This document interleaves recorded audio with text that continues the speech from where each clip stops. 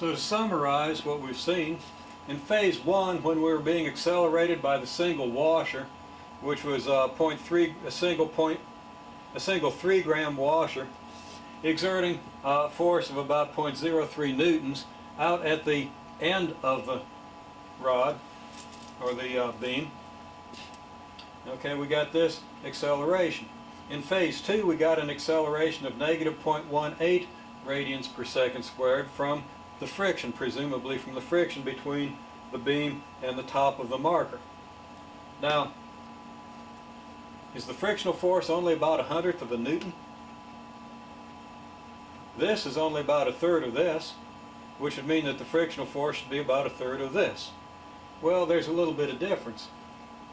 This force was exerted out at the end of the beam. This frictional force is being exerted over a very small radius.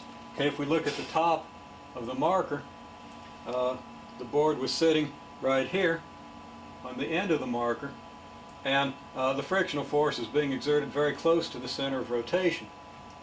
And we're used to the idea that if we exert a force far from the center of rotation, it has more effect than if we exert it near the center of rotation. We're going to have to take that into account in trying to explain exactly what it is we're seeing here.